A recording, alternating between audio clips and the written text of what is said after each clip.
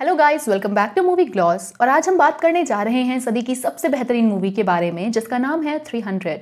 और ये मूवी 2006 में रिलीज हुई थी, जिसका सेकंड पार्ट 2014 में आया, क्योंकि ये कहानी पहले में ख़त्म ही नहीं हुई और सबसे बड़ा राज दूसरे पार्ट में जाके खुलेगा। लेकिन जिसे समझने के लिए आपको पहले इस पार्ट को समझना होगा कि क्यों युद्ध हुआ दुनिया की सबसे बड़ी सेना और सबसे छोटी सेना के बीच, और एक राजा कैसे सब कुछ त्याग देता है और 300 लोगों की सेना को लेकर युद्ध करता है 1 लाख की संख्या वाली सेना से।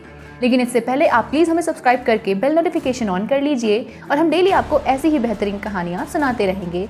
चलिए शुरू करते हैं। मूवी की शुरुआत में स्पार्टन्स दिखाए जाते हैं, जिनके हाथ में एक नवजात बच्चा होता है जो इस पूरी कहानी का रुख बदलने वाला है। और हमें पता चलता है कि स्पार्टन्स में अगर कोई बच्चा किसी कमी यानी शारीरिक दुर्बलता जैसे कुबड़ापन, बौनापन में पैदा होता है तो उन्हें निकाल दिया जाता है या मार दिया जाता है, क्योंकि वो लोग सिर्फ योद्धा पैदा करना चाहते थे।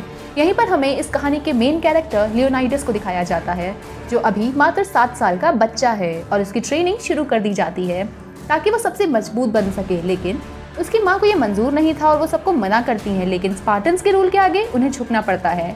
और इस बच्चे को 3 साल की कड़ी ट्रेनिंग मिलती है, जिसमें उसे ये बताया जाता है कि जितना ज़्यादा पसीना सीखने में बहाओगे उतना कम खून युद्ध क्षेत्र में बहेगा। और फिर जब वो 10 साल का होता है तो उसे अंधेरी रात जंगल में भेज दिया जाता है एक जंगली भेड़िए से लड़ने के लिए। और लियोनाइडस उसे बिना डरे उसे मार देता है और स्पार्टन्स के लोग उसे अपना राजा घोषित कर देते हैं। और फिर हमें दिखाया जाता है कि लियोनाइडस की अब शादी हो गई है और उसका एक बच्चा भी है। और थेरॉन नाम का एक बंदा उसे आके बताता है कि फारस से एक दूत उससे मिलने आया है और वो दूत उससे कहता है कि हमें स्पार्टा की ज़मीन और पानी चाहिए। और लियोनाइडस की वाइफ उस दूत पर चिल्ला देती है, तो वो दूत उससे कहता है कि औरत हो के बीच में मत बोलो। और लियोनाइडस से कहता है कि मैं फारस के राजा ज़र्कशीस की तरफ से आया हूँ और अगर तुम हमारी शर्त मान लोगे तो तुम्हें माफ़ कर दिया जाएगा, नहीं तो पूरे स्पार्टा को ख़त्म कर देंगे। ऐसा सुन के लियोनाइडस को बहुत गहरे कुएं में धक्का दे देता है और उसकी जान चली जाती है, क्योंकि उसने उसके देश और पत्नी के लिए गलत बोला था। इसी के साथ लियोनाइडस और ज़र्कशीस के बीच जंग का ऐलान हो चुका था। लेकिन स्पार्टन्स का मानना था कि सभी जंग सिर्फ पुजारियों के आशीर्वाद के बाद ही शुरू हो। और लियोनाइडस उनके पास जाता है, जहां वो पुजारी बूढ़े और पाखंडी थे, साथ ही बहुत कुरूप भी थे। लियोनाइडस उन्हें युद्ध की सारी योजना बताता है और वो पुजारी उससे कहता है कि आशीर्वाद के बदले में हमें क्या मिलेगा। तो लियोनाइडस उनसे बहुत सारा सोना देता है, पर वो पुजारी कहते हैं कि हमें सोना नहीं चाहिए, बल्कि एक खूबसूरत औरत चाहिए हमारे देवता से बात करने के लिए। दरअसल वो पुजारी देवता से बात कराने के बहाने सुंदर स्त्रियों को बुलाते थे और उन्हें अपने पास रख लेते थे। तो अपने राज्य की रक्षा के लिए लियोनाइडस एक खूबसूरत सी स्त्री उन्हें दे देता है और वो पाखंडी उसके साथ बहुत बुरा सलूक करते हैं। पर वो लियोनाइडस से कहते हैं इस महीने में स्पार्टियंस को युद्ध नहीं लड़ना चाहिए, क्योंकि ये त्योहार का महीना है। तो लियोनाइडस गुस्से में वहाँ से चला जाता है और कहता है कि तुम लोग के कहने से मैं अपने लोगों की जान दांव पे नहीं लगा सकता। और दूसरे दिन वो अपने 300 सबसे बेहतरीन सैनिकों को लेकर लड़ने निकल जाता है, जहां उसे रास्ते में थेरॉन और उसके साथी मना करते हैं युद्ध में जाने से, क्योंकि पुजारियों ने मना किया है। पर लियोनाइडस नहीं मानता और चला जाता है, जहां हमें पता चलता है कि थेरॉन को ज़र्कशीस ने खरीद लिया है। और लियोनाइडस की पत्नी उसे एक लॉकेट देके विदा करती है। फिर रास्ते में उन्हें अर्काइडियस मिलते हैं, जिनकी संख्या 200 की थी और वो भी ज़र्कशीस के खिलाफ थे। पर वो लियोनाइडस से कहते हैं कि हमें नहीं लगता है कि तुम्हारी 300 की सेना ज़र्कशीस को हरा पाएगी। तो लियोनाइडस उसके सेना से पूछता है कि वो लोग क्या करते हैं, तो कुछ बोलते हैं कि वो लोहार हैं, कुछ चरवाहे, कुछ मजदूर। और फिर लियोनाइडस अपनी सेना से पूछता है तो वो सब एक आवाज़ में कहते हैं कि हम स्पार्टन्स हैं और स्पार्टा के लिए मरने को भी तैयार हैं।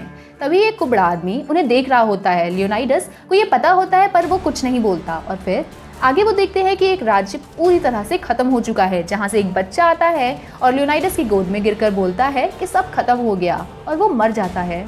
तभी हम देखते हैं कि पश्चिम की तरफ से पार्शियंस वहां आ रहे होते हैं, जिनकी संख्या लाखों में होती है। लेकिन भगवान के कहर से वो सब पानी में डूब के ही मर जाते हैं। ये देखकर स्पार्टियंस बहुत खुश होते हैं, लेकिन लियोनाइडस अभी भी शांत खड़ा था। और दूसरे दिन उस रास्ते में पार्शियों की छोटी टुकड़ी आती है जो लियोनाइडस को सरेंडर करने को कहती है और लियोनाइडस गुस्से में उसका हाथ काट देता है। और फिर वहां पर कई पारसी टुकड़ी आती है उनसे युद्ध करने, लेकिन स्पार्टियंस एक पहाड़ी के बीच संकरे रास्ते में उन सबका इंतजार कर रहे थे, क्योंकि यहाँ पर लाखों की सेना भी उनसे नहीं जीत सकती। और उन्होंने अपनी रणनीति बनाई थी, जिसमें कुछ आगे ढाल बन के खड़े होते हैं और कुछ हमला करते थे और इस तरीके से वो सभी पारसियों को मार देते हैं।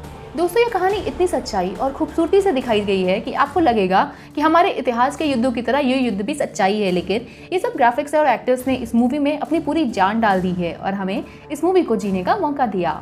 आगे कहानी में जब ज़र्कशीस तक ये बात पहुंचती है कि लियोनाइडस कोई मामूली इंसान नहीं है, तो वो खुद उससे समझौता करने जाता है और कहता है कि मैं पारसियों का राजा हूँ और अगर तुम मेरे आगे झुक जाओ तो मैं तुम्हें सेनापति बना दूंगा और फिर हमें कोई नहीं हरा पाएगा।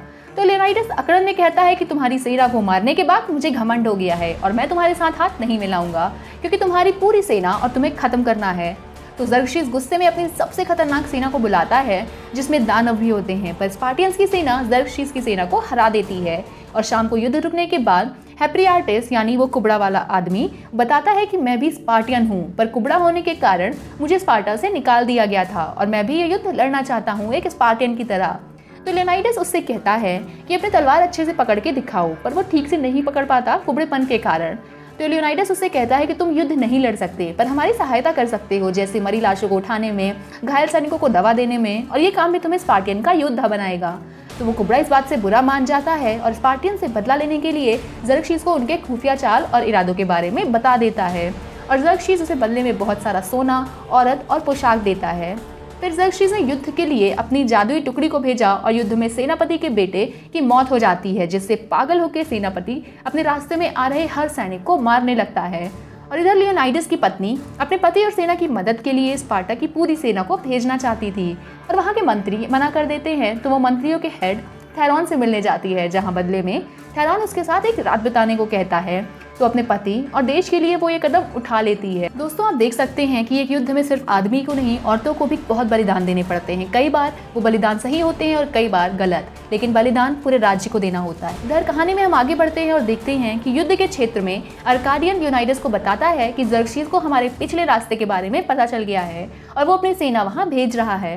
तो लियोनाइडस कहता है कि हम हैं स्पार्टियंस और हम मुकाबला करेंगे चाहे वो जो भी कर ले।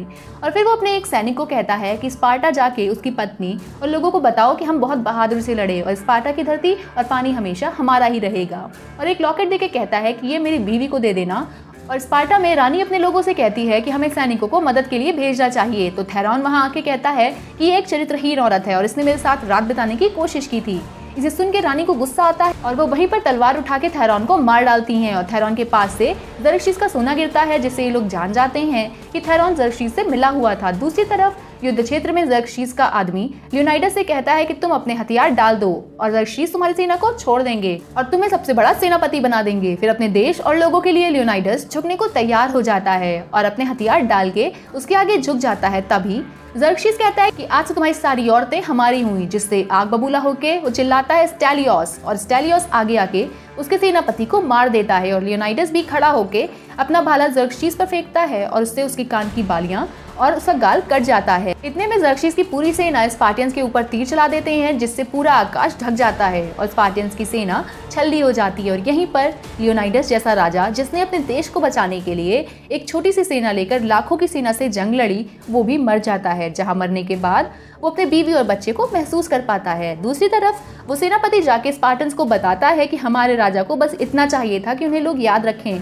क्योंकि वो कभी नीचे नहीं झुके और ना कभी हार मानी। और स्पार्टन्स की 30,000 की सेना ज़र्क्सिस से लड़ने के लिए तैयार हो जाती है और यहीं पे ये मूवी एंड हो जाती है।